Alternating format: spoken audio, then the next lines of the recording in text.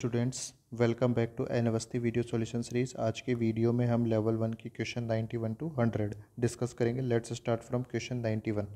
Radio activity is affected by temperature, electric magnetic field. Radio activity doesn't affect by external factors. कोई भी external factor like pressure, temperature, magnetic field, electric field, इन सब में से किसी भी factor से ये अफेक्ट नहीं होता है क्योंकि ये एक न्यूक्लियर फिनोमिना है। तो option D is the correct answer. Next है 92। The radiation from naturally occurring radioactive substance as seen after deflection by a magnetic field in one direction are. तो हमारे पास लेट से यहाँ पर एक रेडियो एक्टिव सब्सटेंस है। अब यहाँ पर आपने क्या किया है, अलग अलग चार्ज्ड पार्ट प्लेट्स रख रखी है। ये नेगेटिवली चार्ज प्लेट्स है, ये पॉजिटिवली चार्ज प्लेट है। तो यदि अपने पास यहाँ से कुछ रेज निकलती है और रेज अट्रैक्ट होती है पॉजिटिव प्लेट की तरफ या नेगेटिव प्लेट की तरफ और कुछ स्ट्रेट चली जाती है, तो यदि पॉजिटिव प्लेट की तरफ अट्रैक्ट हो रही है दैट मीन्स ये बीटा पार्टिकल्स है या बीटा रेज है, क्योंकि बीटा पार्टिकल्स जो होते हैं वो नेगेटिवली चार्ज्ड रेज होती है। और नेगेटिवली प्लेट पे अट्रैक्ट हो रही है तो ये अल्फ़ा पार्टिकल्स है, क्योंकि अल्फ़ा पार्टिकल्स जो होते हैं वो हीलियम न्यूक्लियस है 2He4, या आप हीलियम 2+ रख सकते हैं। और जो स्ट्रेट जा रही है वो गामा रेज हो जाएंगी, इन पर कोई भी चार्ज नहीं होता है। तो आइदर अल्फ़ा होगी या बीटा रेज होगी यदि डिफ्लेक्शन हो रहा है तो option D is the correct answer, क्योंकि केवल चार्ज्ड रेज या पार्टिकल्स ही जो होंगे वो हमारे पास अंडर मैग्नेटिक फील्ड डिफ्लेक्ट होंगे। नेक्स्ट है 93। 93 में देखिए कि हमारे पास सीक्वेंस ऑफ पार्टिकल्स जो इमिट हो रहे हैं वो देखना है। तो जेड एक्सिस से अपन ने क्या किया, यहाँ पर Z+1 बन रहा है। अब यहाँ पर अपने को यदि बैलेंस करना है तो यहाँ पर अपन क्या करेंगे, इलेक्ट्रॉन को इमिट करेंगे।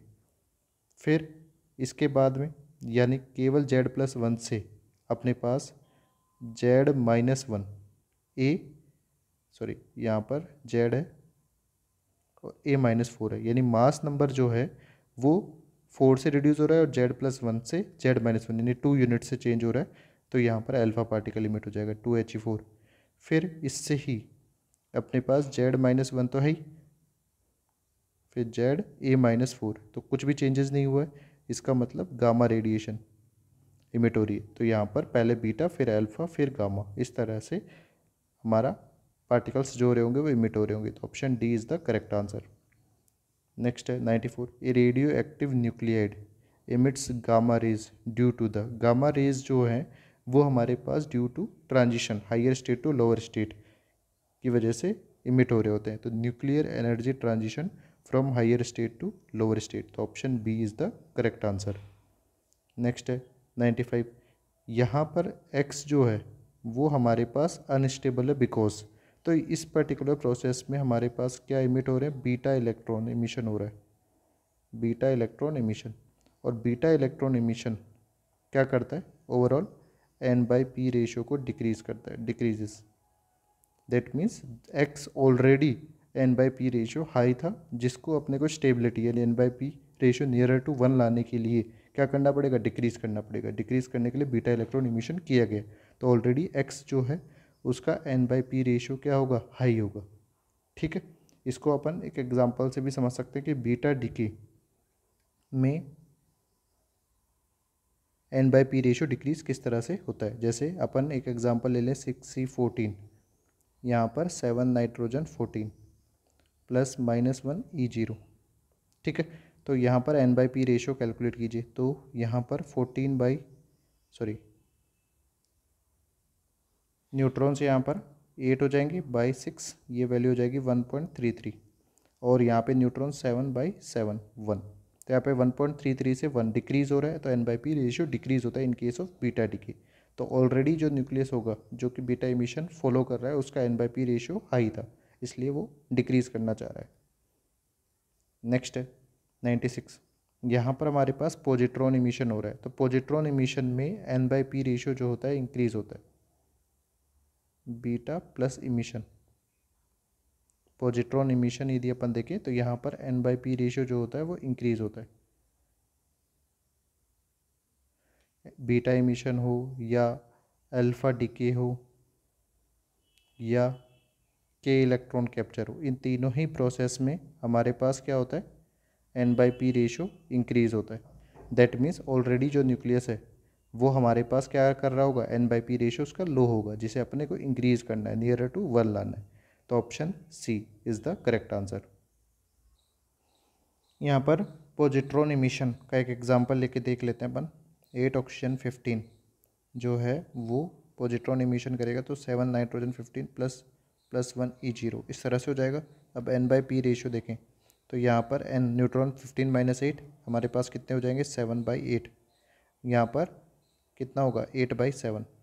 तो ऑलरेडी अपने को क्लियरली दिख रहा है कि 8/7 जो रेशियो होगा वो 7/8 से ज़्यादा होगा। इसको और भी आप सिंप्लीफाई करेंगे 0.875, ये हो जाएगा 1.142। तो n/p रेशियो हमारे पास इंक्रीज़ हो रहा है ड्यू टू पॉजिट्रॉन इमिशन। तो इनिशियली न्यूक्लियस जो था वो अनस्टेबल था बिकॉज उसका n/p रेशियो लो था। तो ऑप्शन सी करेक्ट हो जाएगा। नेक्स्ट है 97, during alpha decay. Alpha decay में n/p रेशियो क्या होता है, तो इसका भी एक एग्जांपल से समझते हैं। जैसे पोलोनियम 84 215 अपने पास अल्फ़ा डिके करेगा तो 2He4 84 से 82 हो जाएगा, 215 से 211 हो जाएगा। ये हमारे पास किसकी प्रॉपर्टी है, लेड की। अब अपने पास n/p रेशियो देखें तो n/p रेशियो में अपन देखें 215 - 84 यानी 131 नंबर ऑफ़ न्यूट्रॉन्स हो जाएंगे और नंबर ऑफ़ प्रोटॉन्स 84 है। यहाँ पर नंबर ऑफ़ न्यूट्रॉन्स हमारे पास 129 होंगे, 82। तो इनकी वैल्यू अपन देखेंगे तो 1.55 और यहाँ पर 1.57। इसका मतलब n/p रेशियो जो हो रहा है अल्फ़ा डिके में इंक्रीज़ हो रहा है। तो कौन सा ऑप्शन हमारे पास यहाँ पर करेक्ट आंसर हो जाएगा, 97 का n/p रेशियो इंक्रीजेस। नेक्स्ट है 98, which of the following process cause the emission of X rays. तो अपने पास alpha emission, beta plus, beta emission में नहीं होता X ray emission. Electron capture में ऐसा होता है। इलेक्ट्रॉन कैप्चर में होता क्या है, इलेक्ट्रॉन कैप्चर में हमारे पास कोई भी एक न्यूक्लियस का जो प्रोटॉन होगा वो के शेल से इलेक्ट्रॉन कैप्चर करके किस में कन्वर्ट हो जाता है, न्यूट्रॉन में कन्वर्ट हो जाता है। तो यदि अपने पास ये न्यूक्लियस है और ये के शेल है, ठीक है। अब के शेल से यदि एक इलेक्ट्रॉन को क्या करता है, कैप्चर कर लेगा, तो यहाँ पर हमारे पास वैकेंट पोजीशन होगी।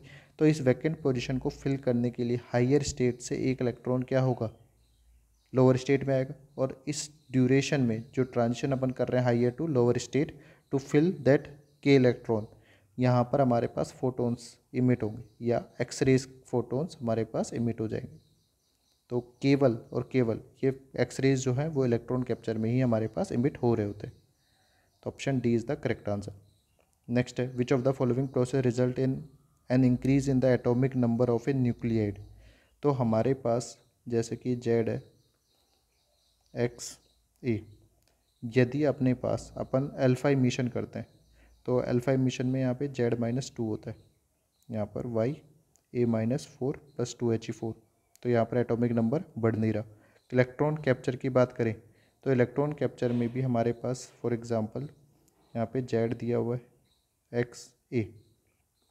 इलेक्ट्रॉन कैप्चर आपने किया तो भी हमारे पास एटॉमिक नंबर तो क्या होगा, डिक्रीज़ होगा, क्योंकि +1 - 1 E0 है। तो यहाँ पे Z -1 YA इस तरह से होगा। और यदि अपन गामा इमिशन करते हैं ZXA, गामा इमिशन यदि आपने किया तो ये वैसा का वैसा ही रहेगा, Z तो रहेगा ही रहेगा, यहाँ पर लेट से Y बना लेते हैं और ये A। इसके बाद बीटा इमिशन की बात करें तो ZXA, बीटा इमिशन की बात करें तो हमारे पास यहाँ पर Z+1 YA और -1 E0। तो एटॉमिक नंबर जो 1 यूनिट से इंक्रीज़ हो रहा है वो केवल बीटा इमिशन में हो रहा है। तो option D is the correct answer. Next है, when positron and an electron collide. तो पॉजिट्रॉन हमारे पास +1 E0 होता है, इलेक्ट्रॉन की बात करें तो -1 E0 होता है, यहाँ पे सॉरी -1 E0।